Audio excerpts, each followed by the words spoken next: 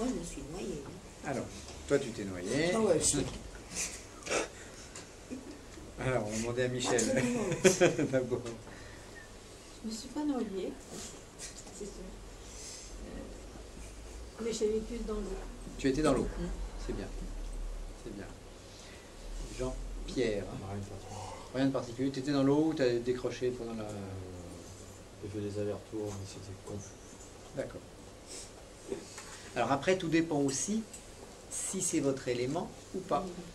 Il y a d'autres petites choses qui interviennent, qui font que, mettons une personne qui serait signée du feu, on lui fait faire un exercice dans l'eau, ne va pas se sentir très bien, va se sentir un peu noyé. Il y a quelqu'un qui est signé de l'eau, par contre, va s'y sentir bien, parce que va mieux s'y vitaliser. Donc il y a cette petit élément qui va intervenir.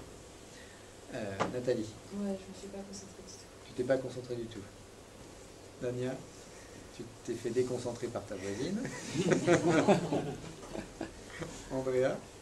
Moi, j'étais pas vraiment concentrée non plus. La seule chose, voilà, j'ai donc vu un peu les couleurs et ressenti un peu les vibrations, donc quand on a différentes couleurs, différents éléments. Ouais. Ok. Philippe. Ah, de la fraîcheur, une grande fraîcheur. Ouais. C'est bien. Nicolas. J'étais dans l'eau, j'étais bien, j'étais en train de nager, tranquille. Voilà. Et puis, je sais pas, toujours cette énergie qui rentre, puis... Oui, qui continue à affluer. Voilà, de l'énergie, mais l'expérience de l'eau, c'était bien, j'étais à l'aise. Alors notez, ceux qui se sont sentis bien dans l'eau, c'est peut-être votre élément dominant. Donc à noter dans un coin de votre cahier de séminaire. Là, parce que que de poissons. il y a des sirènes dans l'eau. Hein. Alors là, on le fait en tant que méditation, mais on peut aussi le faire en tant que rituel. Bon, et une fois justement, on avait fait un rituel à l'eau et nous avions densifié l'eau en l'appelant, en densifiant, densifiant, densifiant. Et à un moment, on s'est rendu compte que nous étions dans un bain magnétique qui était signé de l'eau. Et là, à un moment, sont presque apparues des sirènes, des naïades, des ondines, des habitants de l'eau. C'est comme si, en fait, dans l'oratoire, nous avions réussi à densifier un bain spirituel suffisamment magnétique pour avoir des habitants qui y circulaient. Et là, c'était une expérience particulière. Et vous les avez vus, ces esprits?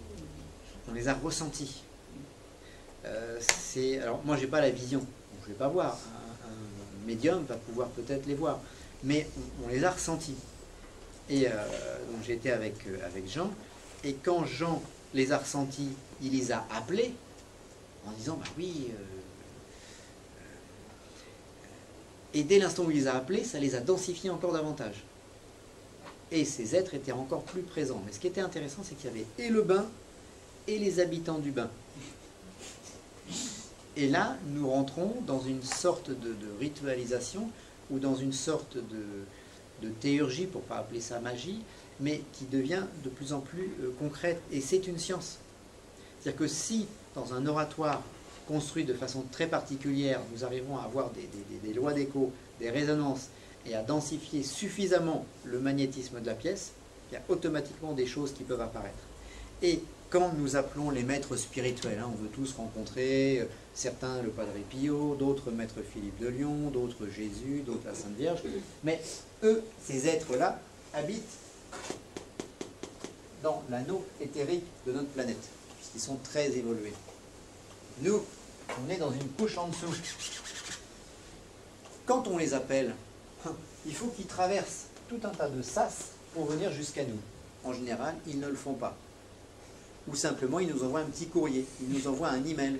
Et nous, on confond l'email avec la présence de la personne. C'est comme s'ils nous envoyaient une photo en 3 dimensions, et puis on voit la photo en 3 dimensions et on confond la photo avec l'être en question, qui est resté chez lui. Mais si dans notre oratoire, nous arrivons à générer un bain de vitalité qui permet à cet être de s'y manifester, c'est-à-dire si on arrive à générer dans notre oratoire le même bain spirituel que celui dans lequel il vit, là il peut venir. Et il peut venir sans souffrir. Parce que c'est ça. C'est comme si nous, il y avait un poisson qui nous appelait en nous disant « Viens !»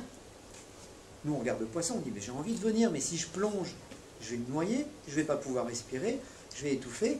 Donc, il faut que je mette mon scaphandre, mes bouteilles, mon masque, mon tuba, mes palmes, la ceinture de plomb. Je ne sais pas ce que tu veux me dire, mais j'espère pour toi que c'est important, parce que sinon je vais être en colère. » Donc la plupart du temps, les maîtres spirituels ne descendent pas. Parce que qu'est-ce qu'on va leur demander? Ma femme est partie avec le voisin. Ah, mon mari est parti avec la secrétaire. Ah, j'ai pas d'argent pour payer mes traites. Des choses qui sont totalement inintéressantes pour eux. Donc ils vont pas venir. Parce qu'on leur demande des choses qui sont inutiles. On n'est même pas capable de créer un bain suffisant pour que eux puissent venir. Quand vous voulez accueillir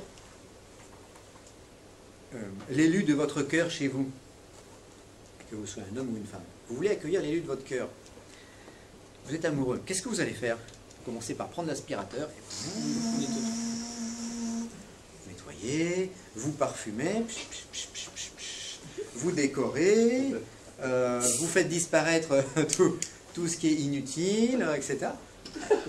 Vous préparez un bain. Vous préparez une sorte de bain, d'endroit, dans lequel l'élu de votre cœur va venir et va se sentir bien.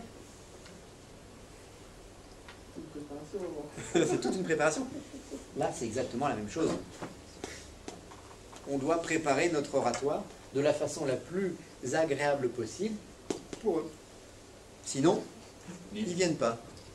Si ça sent mauvais, notre oratoire, si on a un oratoire, mettons en plein Paris, ah, bof, pour eux, ça sent mauvais.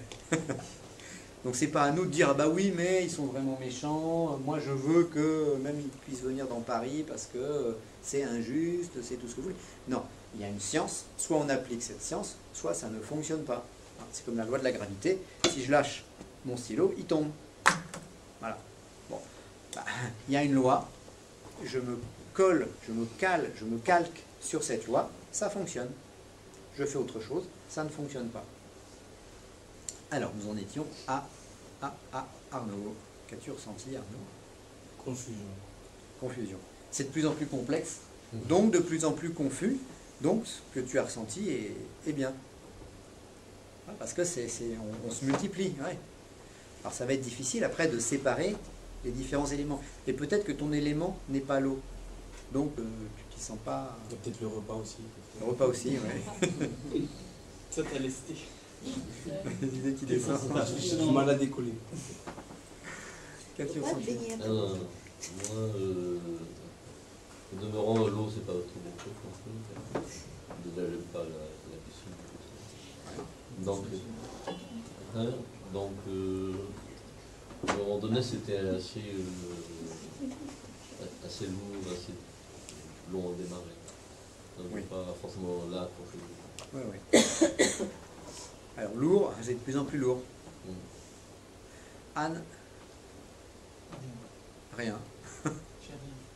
Tu dormais? Digestion, c'est ça. Voilà, après, c'est vrai. Carole?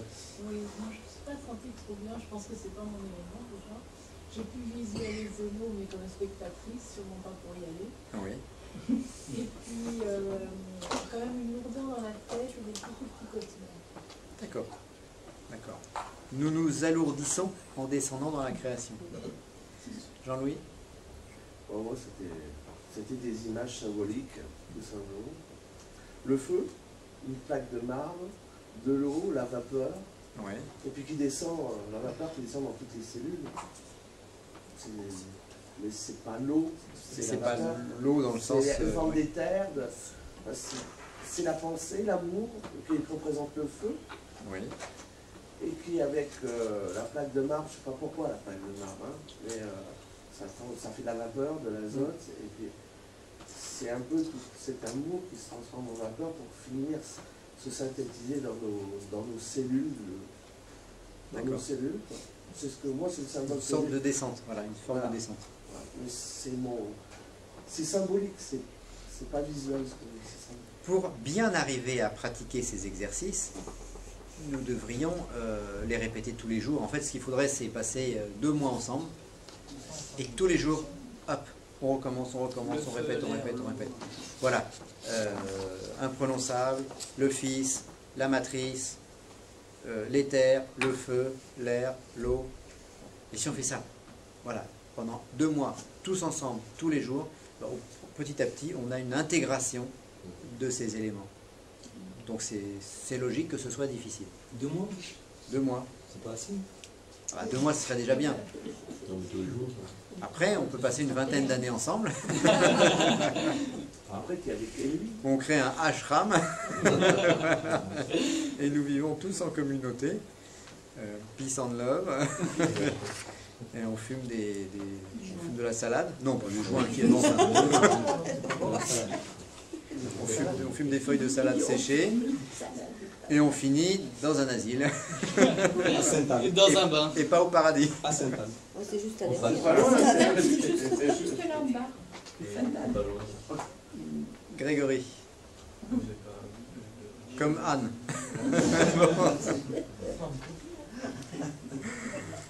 Nicole. Moi j'ai vu des couleurs, c'est tout. Il y a de plus en plus de couleurs. Oui, de plus en plus. Le monde que nous créons, enfin qui se crée, est de plus en plus un monde coloré. Alors quelque chose à noter, ce qui est bien Nicole, c'est que le monde des arcs, le monde des éons est un monde coloré. C'est un monde coloré et musical. Et sentimental, dans le sens où ils éprouvent du sentiment. Mais le vrai sentiment, un sentiment pur. Pas un sentiment comme nous, bon bah oui, Médecins sans frontières m'appelle, oui, je veux les aider, mais d'un autre côté, là, j'ai pas mon chéquier sous la main, donc bon, non, eux, ils sont dans un état de pureté, dans un monde donc de couleurs, de musique, de parfums, mais de parfums extraordinaires qu'on ne sent pas sur Terre. De musique, parfum, dans un monde également de concepts et d'idées métaphysiques pures, parce que eux, le cône, ils le voient, parce que ils en font partie. Donc si dans un rituel vous visualisez le cône, la sphère, le cône, le double cône et ses réflexions, bah, vous êtes dans le même état d'esprit que eux. Et donc nous aurons plus facilement des contacts. C'est pareil quand on veut des contacts avec des maîtres spirituels. Bon, je vous ai dit tout à l'heure qu'il fallait essayer de créer un bain ici, mais il faut aussi avoir fait cette démarche métaphysique dans le mental de la sphère, du cône, du double cône. Parce qu'à ce moment-là, on aura imprimé dans notre mental la loi. Nous serons comme eux, parce que eux, les maîtres spirituels, ils la vivent tout le temps, tous les jours. Ils le voient tous les jours, ce double cône. Sébastien, est-ce que tu as ressenti des choses? J'aime pas l'eau. Même pas l'eau, c'est pas trop ton truc. Non, j'avais que 2-3 couleurs, après j'avais pas encore en reste. Je voyais beaucoup de feu. Ouais, le feu, oui. Un peu de comment on pourrait dire ça, blanc. Et puis après du bleu. Et puis après ça s'arrêtait. D'accord. Peut-être que tu es plus signé de la terre, toi. Ou du feu. Pierre? T'es plus l'eau que tout. Rien du tout. Rien du tout. Marcel? Je travaille beaucoup avec de l'eau. J'aime bien, c'est important. Et, je tiens à préciser que je suis prêtre, donc je sais qu'est-ce que c'est l'importance de l'eau. C'est pas simplement boire, mais purifier, mais attirer aussi. Et chasser aussi. Et quand on a commencé, j'ai ressenti vraiment la fraîcheur de l'eau sur moi. Oui. Mais c'est pas mon élément, mais c'est le fait que tu travailles l'eau. Voilà, le fait que je reconnais et j'aime ces éléments et j'ai cette facilité même chez moi, hein, sans que je fasse un rituel dans mon oratoire. Je peux faire dans mon salon, je mets dans l'état, tout de suite les choses commencent à bouger.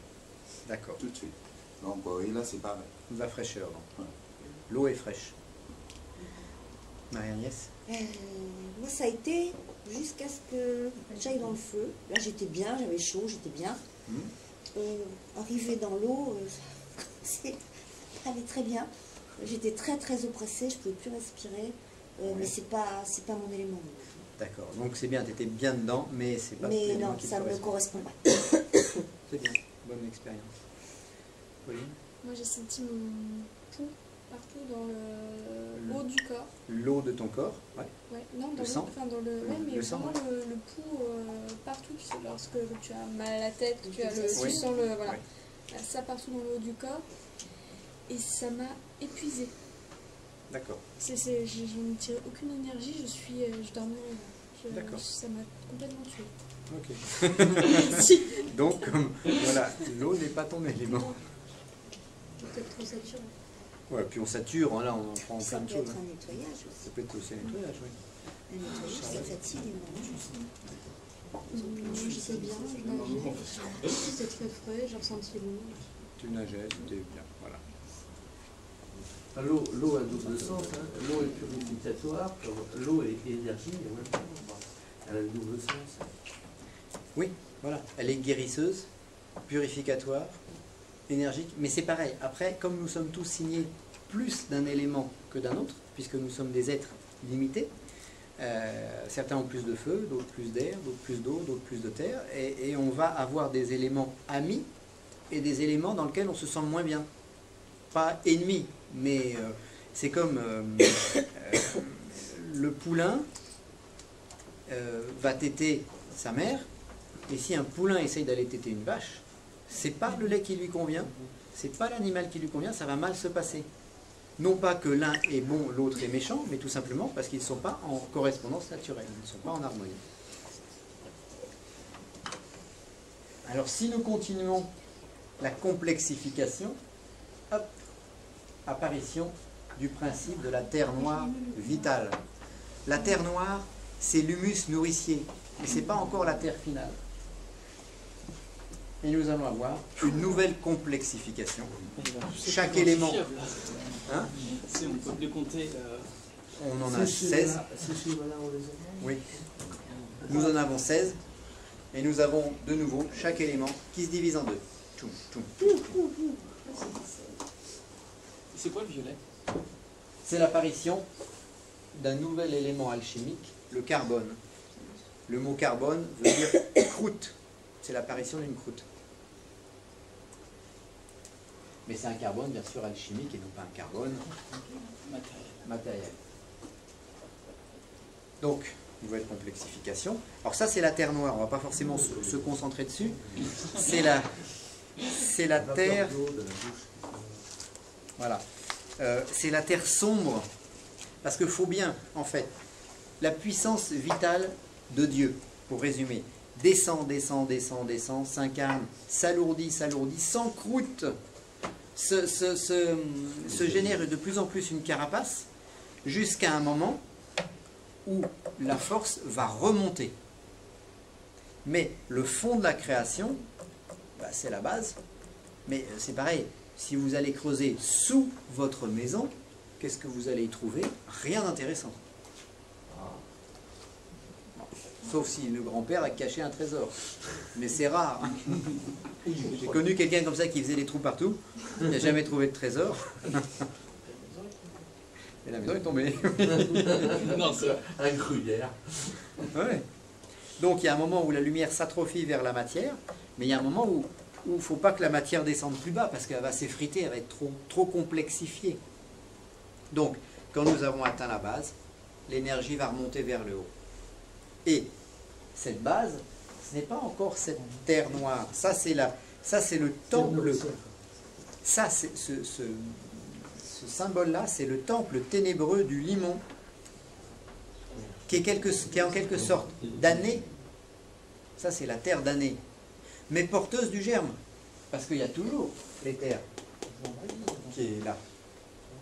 Donc, elle est damnée et porteuse du germe, un petit peu comme une graine que vous allez planter dans la terre. La graine va commencer par pourrir, donc par mourir, pour donner la plante.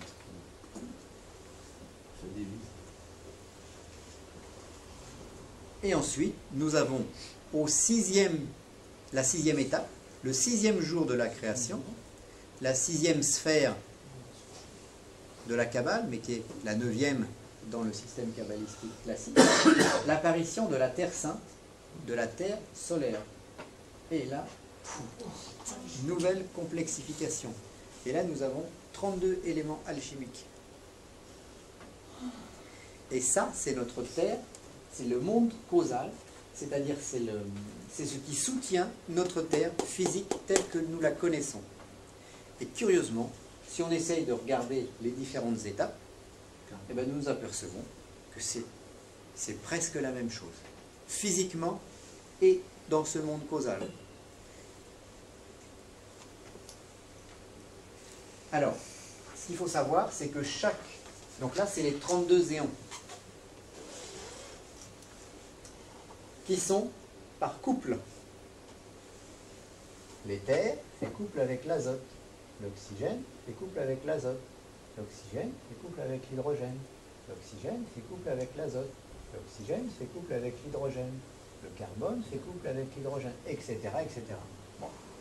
En sachant que ici, nous avons des éléments beaucoup plus denses et ici des éléments plus légers. Alors, ce que je vais vous faire dans le schéma suivant, c'est que comme éther plus azote, c'est du feu, comme oxygène plus azote, c'est de l'air, pour simplifier, nous n'allons étudier que les couples, de façon à ce que ça corresponde à quelque chose de plus concret pour nous, dans le sens du feu, de l'air, de l'eau ou de la terre.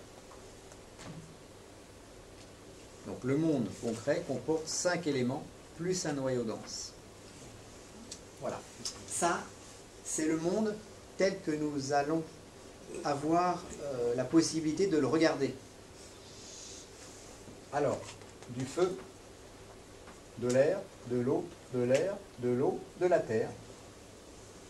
De l'eau, de l'air, de l'eau, de la terre très dense, de la terre, de l'eau, de la terre, de l'eau, de l'air. Alors, oui. En fait, on peut retrouver la différence entre la terre dense et la terre.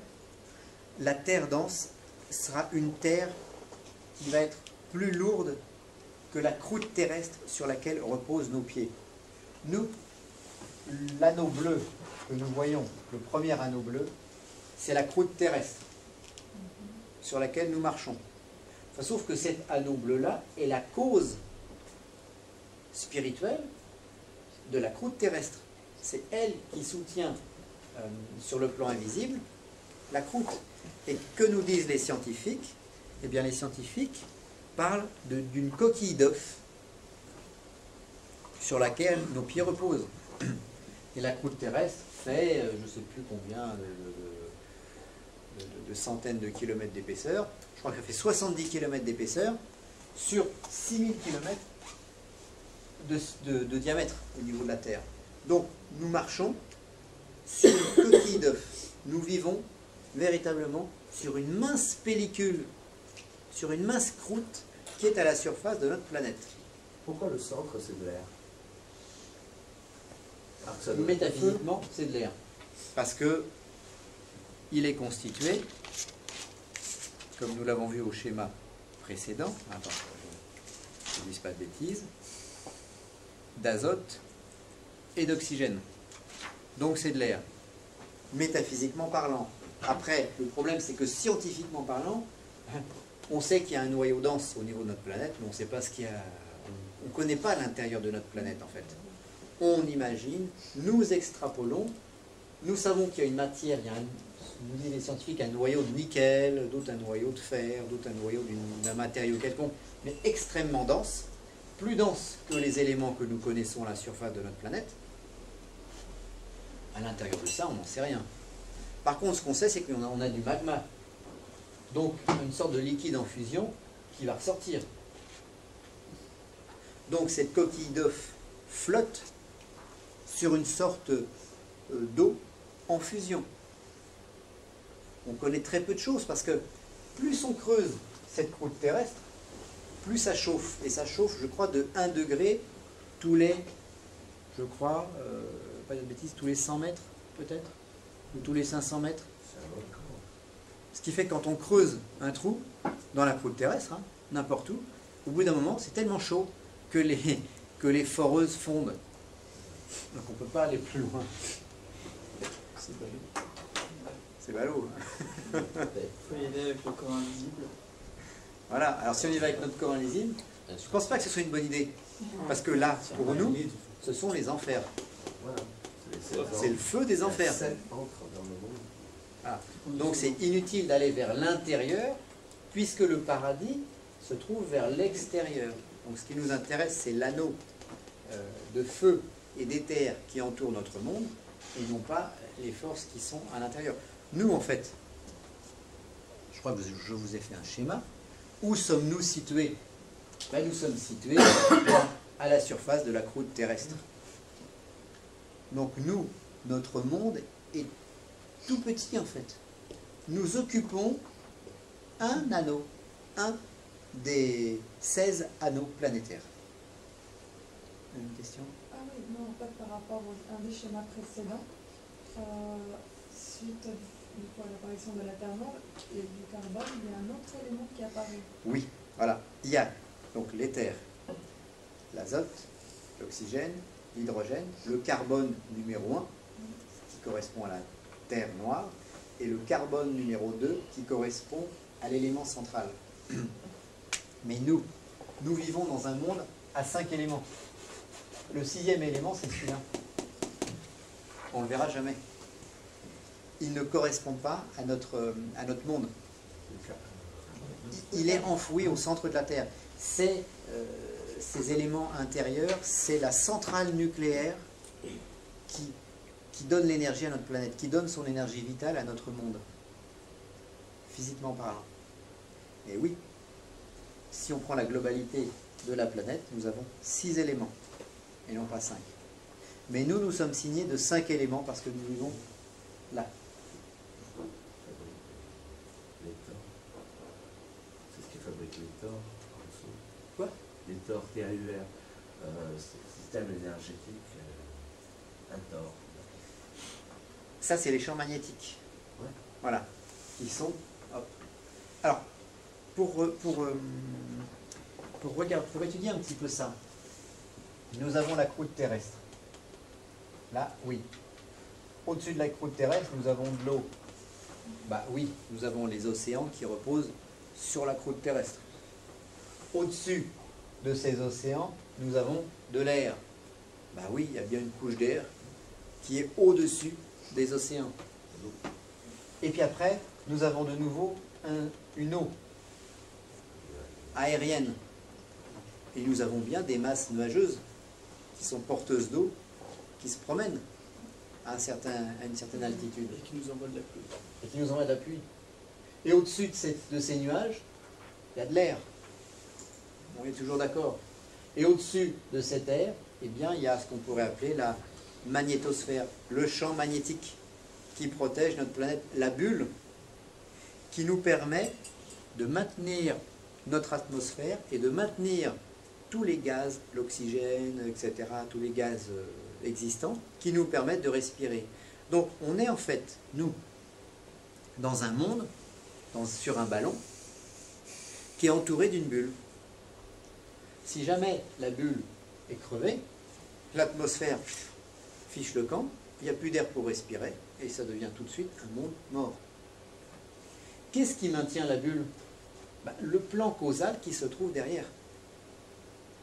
Donc nous avons véritablement un causal qui est en quelque sorte le plan divin, le plan invisible, et qui va maintenir les structures à leur place. Donc on est dans un système qui est complet et qui a une double vie, concrète et abstraite.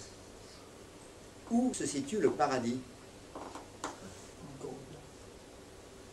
Il est là. Non, non, il n'est pas au-delà. Où se situe l'au-delà? Eh bien, il est là. C'est l'anneau rouge qu'il y a autour de notre planète. Alors, l'anneau rouge pour les maîtres spirituels, et pour nous qui sommes insuffisamment densifiés pour être des maîtres spirituels, eh bien, on aura peut-être le droit d'habiter dans l'anneau jaune, l'anneau aérien. Mais il est là, le paradis. L'enfer, où vont errer les spectres. Vous savez, quand vous appelez l'esprit de la grand-mère, oh grand-mère, es-tu là? Et puis il y a quelque chose qui se manifeste, il y a des bruits qui se font entendre, vous entendez Vous voyez comme ça. Ça, c'est le bas astral. Le bas astral, c'est cet anneau aquatique, mais aquatique physique et spirituel, qui se trouve au-dessus de la croûte terrestre. Donc la première des choses que nous allons contacter lorsque nous allons tenter de nous évoluer spirituellement, par médiumnité, par rituel ou autre, c'est ces spectres-là, qui survivent dans cette sorte de marécage. C'est bleu et ça devient vert dans l'essence. Alors, Ce ne serait pas l'inférieur, puisque c'est le bas astral. c'est l'astral inférieur, oui. Mais ce ne serait pas la croûte qui est en dessous. Même plus, non, parce que la croûte qui est en dessous, ce qui est en dessous de nos pieds, c'est un enfer que nous ne pouvons pas contacter. Peut-être qu'il y a des choses qui disparaissent, je ne sais pas, mais nous n'y avons pas accès. Nous avons accès à ce qu'il y a au-dessus. Parce que même spirituellement, en fait c'est comme si, spirituellement, nous baignions dans de l'eau, dans l'esprit des eaux là. L'esprit des eaux plane au-dessus de la terre. Et dans cet esprit des eaux, survivent un temps des spectres, des fantômes, des vampires, tout le monde des SDF de l'au-delà. Il y avait une autre question. Oui, Oui, voilà. là dans le schéma, il y a la couleur bleue et ça devient du vert. Vers le bas c'est bleu, et quand on suit la ligne, ça devient vert. Non. Non. C'est une Illusion effet d'optique. d'optique. Une illusion d'optique, ouais. Parce que si tu comptes, on a bien 1, 2, 3, 4, 5. Si tu comptes en haut, on a bien 1, 2, 3, 4, 5. Donc il n'y a pas de mélange des anneaux les uns les autres. Sinon, ce serait une cacophonie. Ah oui. Sinon, si le monde causal se mélangeait, ça ne tiendrait pas et la matière serait volatilisée. Il y a une illusion. C'est pour ça que je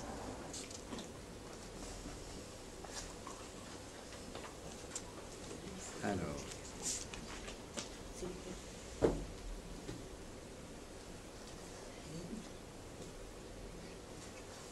Alors, ce qu'il faut savoir, si nous disons que le centre de la planète, c'est les enfers, oui, c'est les enfers. Mais par contre, le centre de la planète est occupé par des dragons, par des titans, par des monstres, par tout ce que vous voulez, mais des choses dans lesquelles, au sein desquelles la vie humaine ne s'est pas développée et ne peut pas se développer. Si la vie humaine s'est développée à la surface de la croûte terrestre, physiquement, c'est parce qu'elle ne peut y exister également que invisiblement. Donc tous les mondes invisibles, c'est les 1, 2, 3, 4, 5 mondes qui sont au-dessus de notre croûte terrestre. Donc quand je vous disais que nous sommes dans le pied du monde, eh bien oui, nous sommes tout en bas de la création. Et à partir de cet instant-là, la seule solution, c'est de monter. Et notre échelle, maintenant que nous allons mieux comprendre, eh bien, tout le problème consiste de la croûte terrestre de monter les 5 barreaux de l'échelle pour atterrir dans l'anneau de feu qui entoure notre planète et qui est l'anneau de survivance des arbres. D'accord. Oui. Au-delà de cet anneau de feu, il y aurait de l'éther. Au-delà de cet anneau de feu, il y a le corps virginal de la matrice, mais qui est de l'éther pur, mais très faible, en très faible densité. Parce que ça, c'est de l'éther beaucoup plus dense. Après, c'est de l'éther en très faible densité dans lequel nous ne pouvons pas vivre. Donc c'est pour ça que les âmes humaines, les esprits humains, ne peuvent pas quitter notre planète. Sinon, c'est de l'illusion. Celui qui... Vous savez, vous avez déjà lu des livres sur des gens qui font soi-disant un voyage astral sur la Lune. Bon. Les mondes que l'on quitte, quand on quitte notre croûte terrestre, ce sont les anneaux. C'est dans les anneaux que nous allons. Jamais nous n'allons sur la Lune en dédoublement. Ceux qui croient y aller sont dans leur propre fantasme, en fait. Parce qu'il n'y a pas de possibilité de traverser cet espace sidéral qui, pour nous, n'est pas suffisamment dense pour soutenir notre vie. C'est comme un poisson, c'est comme si nous étions un poisson et nous nous disions, ben moi je veux aller dans la piscine qui est de l'autre côté là-bas. Mais le poisson, il ne peut pas quitter l'eau de la mer pour aller dans la piscine. Parce que, qu'est-ce qu'il va faire? il va sortir de l'eau et il va mourir asphyxié. On va dire, oui, mais s'il y a quelqu'un qui vient avec un petit sac et qui le prend... Mais là, on est dans l'intellectualité, on n'est pas dans les forces naturelles. Donc dans les forces naturelles, personne ne quitte notre monde. Ça veut dire que si nous faisons sauter notre monde, collectivement, par nos pollutions, par nos aberrations, en déclenchant une guerre nucléaire, etc., eh bien, tant pis pour nous. Nous nous serons fait sauter la tête tout seuls. Voilà. Et on va dire, ah oui, mais alors, le plan divin, etc. Mais ça ne change rien au plan divin, puisque, comme disait Carole, il y a des milliards de diamants sur la voûte céleste. Donc, qu'il y ait un petit diamant qui foire, ça ne change rien. Tant pis pour lui. Tant pis pour lui. Il avait qu'à être suffisamment intelligent pour ne pas faire n'importe quoi. Donc c'est là où nous avons également une responsabilité sur le plan collectif, parce que qu'est-ce qu'on va se dire au niveau simplement des pollutions? On se dit, bon bah, ils polluent, les grandes sociétés polluent, les politiques sont corrompus, etc. Bah oui, mais le problème c'est que les politiques, c'est moi qui les ai élus. Donc c'est moi qui suis en partie responsable que tel gouvernement est commandé par tel chef ou tel autre. Donc nous sommes quelque part tous responsables du monde dans lequel nous évoluons. Oui, même sans parler des élections, les personnes qui fument, qui jettent des déchets n'importe où. Oui, alors, on est responsable de nos concitoyens. On va dire, bah oui, mais ils n'ont pas conscience. C'est pas ma faute. C'est pas ma faute. C'est lui qui pollue, pas moi.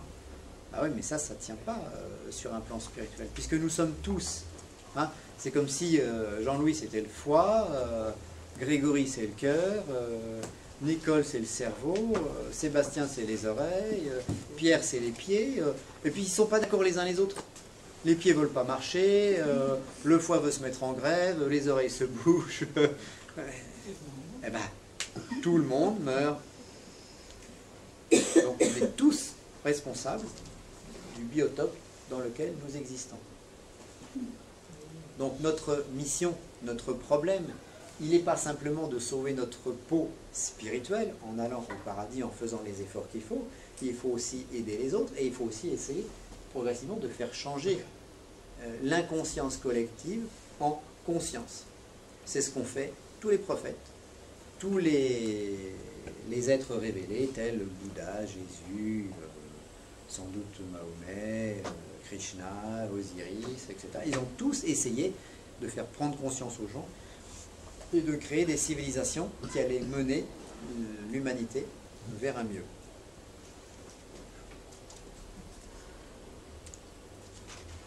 Donc, cette chose aussi importante, c'est que Dieu soutient tout.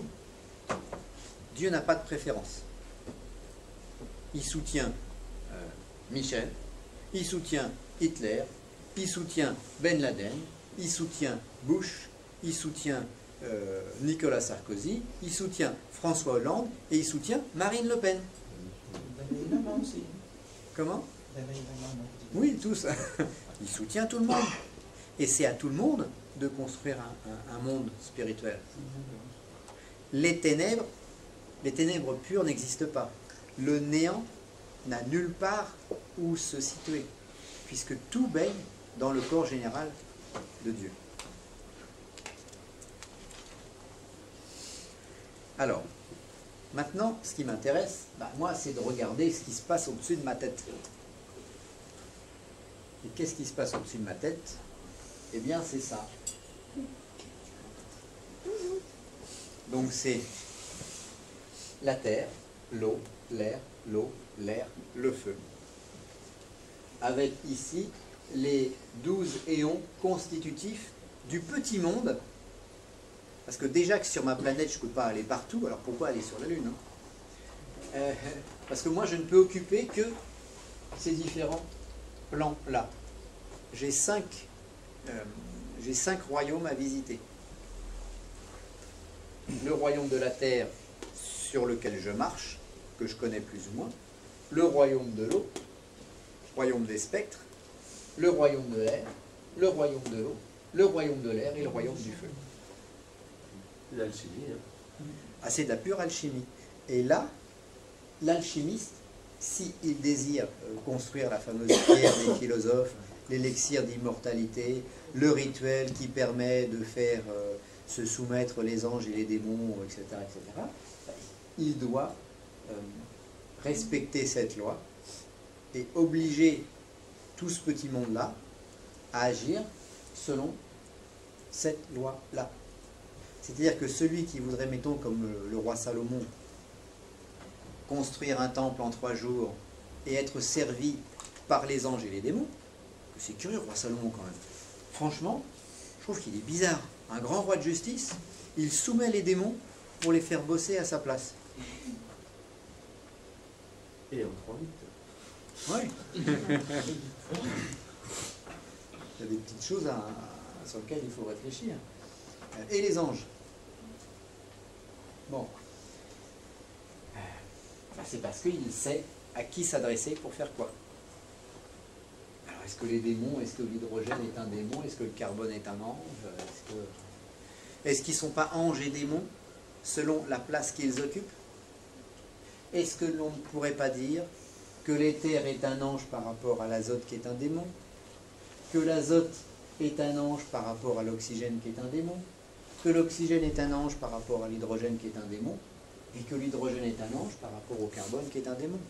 Et à ce moment-là, nous sommes dans un monde relatif où la notion d'ange et de démon ou daimon, prenons la version grecque, c'est simplement la notion de plus, moins, plus, moins, plus, moins. Mais si on est dans cet élément ange au niveau création, à l'inverse, on est dans le temple de la destruction, création, destruction, création, destruction. Donc on n'avance pas. Si, dans justement cette dualité création-destruction, création-destruction, on avance, mais spirituellement. Oui, voilà. Parce que les mondes, les civilisations qu'on a bâties...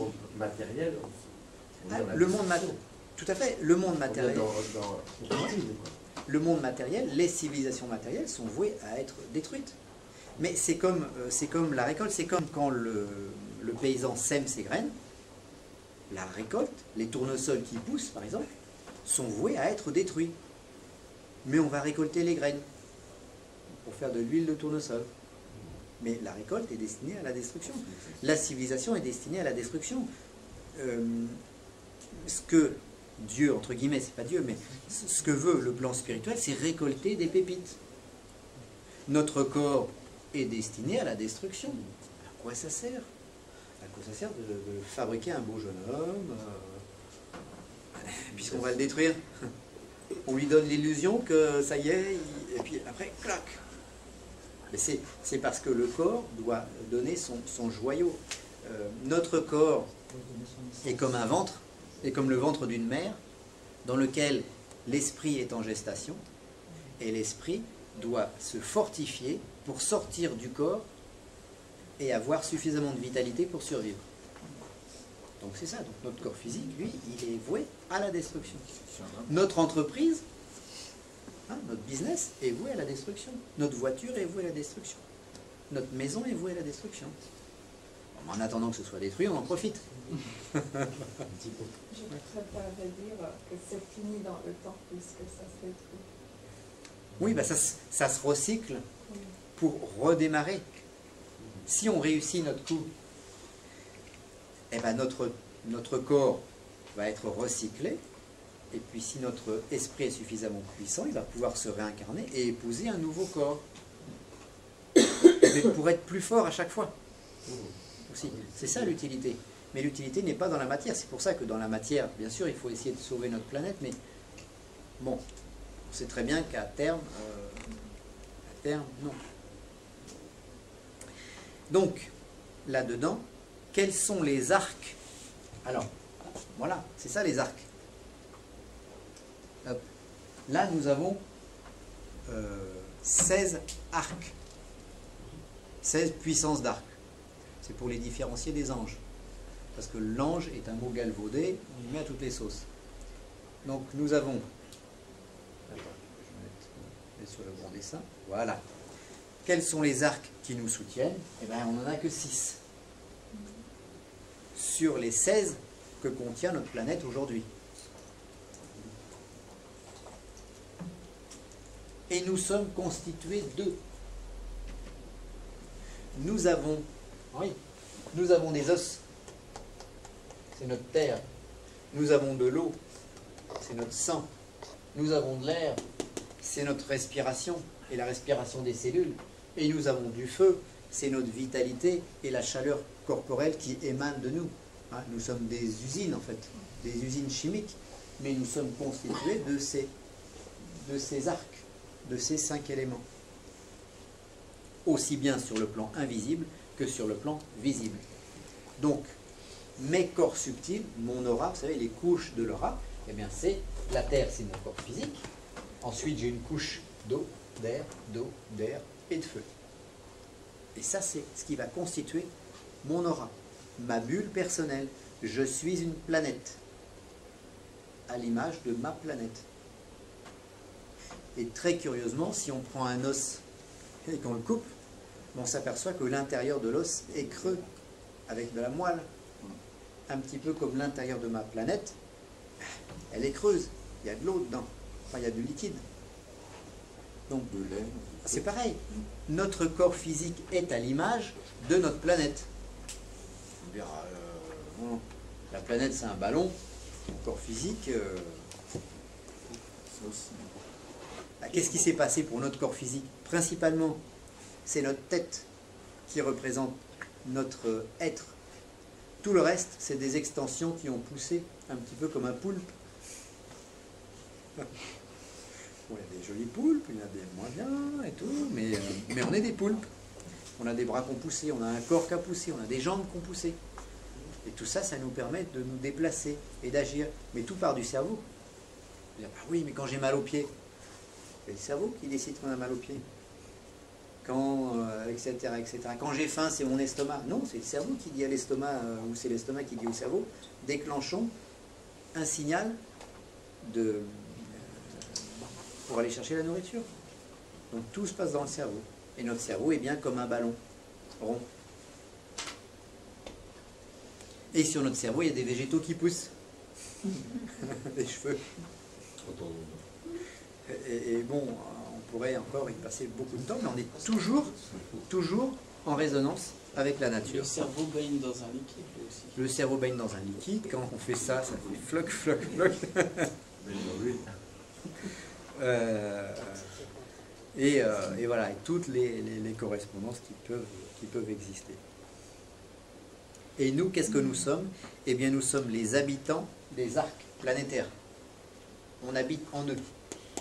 Et quand on sera décédé, notre esprit et notre âme va aller habiter l'arc qui lui correspond. Ce sera comme un petit ballon gonflé à l'hélium qui va monter et se stabiliser sur la couche qui lui correspond. Les grands maîtres spirituels vont se stabiliser sur la couche tout en haut là. Hop, j'arrive pas à l'atteindre. C'est le feu. Parce que si moi, en tant que n'étant pas un maître spirituel, je vais dans le feu, je brûle. Je disparais. Alors que eux, ils peuvent y survivre. Parce qu'ils ont suffisamment densifié leur esprit. Ils ont absorbé beaucoup plus de puissance spirituelle que moi. Voilà. Donc il y en a qui vont se stabiliser dans l'air, d'autres dans l'eau, d'autres dans l'air, d'autres dans l'eau. Et voilà. Et on va comme un petit ballon aller selon notre légèreté là où on peut aller. Et personne ne peut nous prendre notre place. Si on devait par exemple situer la Jérusalem céleste, on la situerait dans l'air ou dans le feu? Là-dessus. Feu, air. Je pense qu'il y a. C'est comme s'il y avait à la Jérusalem céleste, ceux qui vivent au premier étage, au rez-de-chaussée, puis ceux qui vivent au 7e étage. Mais c'est ça, cette Jérusalem. Donc elle est localisable, presque. Comme Shambhala. Bon, ça doit être la même chose. Ça doit Voilà. être pareil. Comme les Champs-Élysées, c'est la même chose. Ah, sauf qu'il y en a des termes, c'est hindou, d'autres c'est chrétien, d'autres c'est grec, d'autres c'est hébreu, d'autres c'est... Mais tout le monde parle de ce lieu saint. Alors, nous sommes comme des globules rouges dans le sang d'un porteur.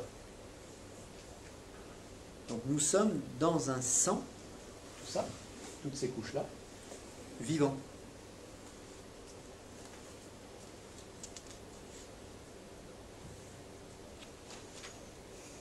Alors, avez-vous des questions? Ouais, le carbone, si vous situez à la Terre, mais entre l'air et le feu, il n'y a pas une couche de carbone. Non. Parce que sinon, on vivrait, nous, à la surface de ce carbone. Donc, on vivrait là-haut. Donc, j'ai pas repris, pour pas trop complexifier, j'ai pas repris, hein, on a été jusqu'au troisième, jusqu'à la troisième étape, et puis après, on est passé assez rapidement. Mais la véritable étude de la métaphysique appliquée, c'est d'étudier chaque étape soigneusement. C'est-à-dire de passer sur chaque étape 1 mois ou 2 mois pour la décortiquer complètement et être capable intellectuellement de la comprendre et donc à partir de là de pouvoir aller plus loin, la vibrer en rituel, etc., etc. Mais il faut, voilà, aujourd'hui et hier, c'est une... Nous survolons le royal secret. Mais on ne peut pas, en 2 jours, entrer dans tout son mécanisme. Par contre, on peut le survoler suffisamment pour avoir une vision globale de la chose. Et après cette vision globale, nous allons pouvoir entrer, ouvrir le microscope, hein, changer la lentille, et puis à partir de là, étudier chaque élément séparément. Mais c'est, voilà, si on veut vraiment aborder tout ça, de façon telle Maître Philippe de Lyon, tel Papus, tel... Il faut faire comme eux, c'est-à-dire qu'il faut y passer 20 ans. Ah oui, c'est mieux. Mais déjà d'y passer 2 jours, c'est bien. Voilà. Hein, il faut toujours faire quelque chose. Bon. Mais c'est vrai que si on veut aller véritablement, si on veut devenir véritablement prêtre, mais pas simplement prêtre d'une religion ou d'une autre, mais prêtre dans le cœur véritablement de cette prêtrise, ben c'est ça qu'il faut étudier, mais toute sa vie. Et toute notre vie, on va comprendre des choses en plus. Quand j'ai préparé ce séminaire, comme je vous disais hier, il y a quelque chose que j'ai compris. Bon, en plus, alors que ça fait déjà des années et des années que j'ai en partie intégré tout ça, mais c'est dans la façon de le mettre en action que j'ai compris quelque chose. Donc je vous remercie, parce que vous m'avez aidé à comprendre. Donc c'est bien. Avez-vous des questions sur ce que nous venons de voir? Non? Ça va à peu près? C'est la carte, c'est le plan, alors ça vous pouvez. Ça, ce que je vous conseille, pas forcément hydro, carbo, hydro, oxy, etc. Mais la partie terre, eau, air, feu, vous prenez une belle toile de peinture, vous prenez votre ordinateur, vous prenez une photocopieuse, faites ce que vous voulez, vos crayons de couleur, mais vous pouvez le dessiner, l'encadrer et le mettre à un endroit très visible parce que c'est la carte et tout va se jouer là-dedans. On va le voir dans la surprise. Oui, oui. Alors, où est-ce qu'on en est au niveau 53. Je relance. On va continuer un petit peu. Alors maintenant, on va me dire, c'est bien, mais tout ça c'est très abstrait, et à quoi ça sert? Et la question, ça va être comment s'alimenter au jardin du Père? Comment aller cueillir les fruits? Parce que c'est bien gentil d'avoir la carte au trésor. Mais après, qu'est-ce qu'on en fait? Qu'est-ce qu'on en fait? Voilà. Bah, c'est simple. Bah, c'est simple. Pour devenir une œuvre du Père, c'est-à-dire un ergon au sens grec. Ergon, ça veut dire travail. C'est un mot grec qui veut dire travail, qui veut dire œuvre du Père, mais qui sous-entend une œuvre majeure du Père. C'est-à-dire un maître spirituel, mais j'irai même plus loin, un archimètre spirituel. C'est-à-dire que sur Terre, il y a des maîtres spirituels qui viennent pour diffuser des enseignements, comme par exemple saint Thomas d'Aquin. Et puis, il y a le big maître, le big boss. Voilà. Quand il arrive, lui, bon, bah, il donne le ton. C'est Jésus, c'est Bouddha, c'est Osiris, c'est Abraham, c'est etc. C'est les ténors du paradis, de la Jérusalem céleste, qui viennent et qui disent, bon ben voilà, maintenant, pour les 1000 prochaines années, vous allez travailler comme ça. Ça, ce sont les ergones. Et après, il y a des êtres qui vont aider les ergones, qui sont des maîtres spirituels de différents niveaux. Et puis ces maîtres spirituels vont réunir autour d'eux des disciples, auxquels ils vont donner cet enseignement. Le but d'un maître spirituel, c'est de faire de ses disciples de nouveaux maîtres spirituels qui vont pouvoir avoir eux-mêmes de nouveaux disciples et qui vont pouvoir enseigner. Bon, c'est ce qu'a fait Jésus-Christ quand il est venu. Il a eu ses apôtres, qui étaient ses disciples, mais après ces disciples sont devenus des maîtres spirituels. Mais aucun des disciples ne peut égaler l'ergone.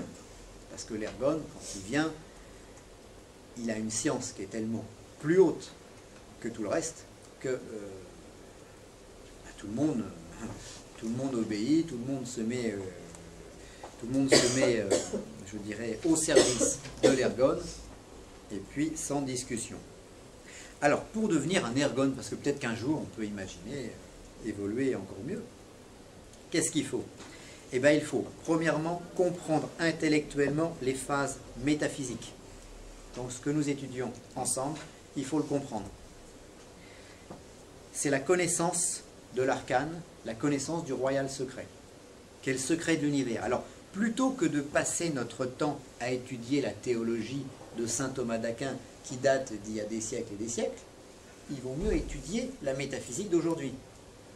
Parce que la métaphysique de saint Thomas d'Aquin d'il y a 5 siècles, elle correspond à la vision d'il y a 5 siècles. Elle est aujourd'hui obsolète. Aujourd'hui, c'est ça qu'il faut étudier. Donc, en fonction, non pas du temps passé, mais en fonction de ce que nous allons étudier, nous allons avancer plus ou moins vite. Dans la rivière, il y a ceux qui rament à contre-courant, ils rament, ils font beaucoup d'efforts, hein. Mais ils n'avancent pas, voire ils reculent. Ah, comme dans les évangiles gnostiques, ils expliquent l'histoire de l'âne. Il y a un âne qui avait fait des milliers de kilomètres. Mais il était attaché à une meule, et il tournait en rond autour de sa meule. Donc oui, il a fait des milliers de kilomètres, oui, il a fait énormément d'efforts, mais il n'a jamais franchi quoi que ce soit. Donc il ne faut pas être l'âne attaché autour de la meule et tourner en rond. Donc en fonction de l'étude, de l'objet de notre étude, nous allons avancer plus ou moins. Donc comprendre intellectuellement les phases métaphysiques du royal secret, parce que c'est ce qui est le plus fort.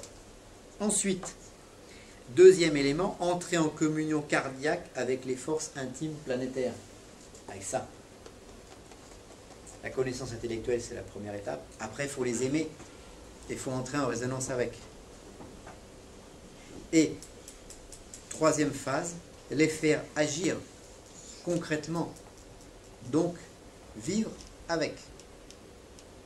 Et ce n'est qu'à partir de là que l'on devient un véritable Rose-Croix, que l'on devient un véritable prêtre, que l'on devient un véritable imam, que l'on devient un véritable lama tibétain ou autre, que l'on devient un véritable franc-maçon par exemple. Parce que le vrai franc-maçon, celui par exemple qui est initié au 15e degré. Mais c'est quoi les 15 degrés des francs-maçons?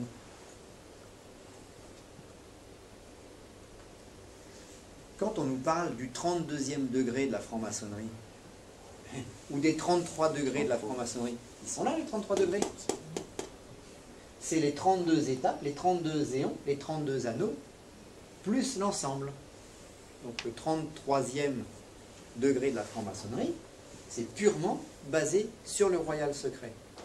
Sauf que quand vous avez des francs-maçons américains qui, pour biaiser, pour avoir un marketing plus fort que les francs-maçons européens, parlent du 99e degré, ben, on rentre à partir de là dans le n'importe quoi. Puisqu'il n'y a pas de 90e degré, puisqu'il n'y en a que 32 plus 1. Donc on se retrouve là avec des systèmes initiatiques qui sont sortis de leur rail. et qui sont plus opératifs.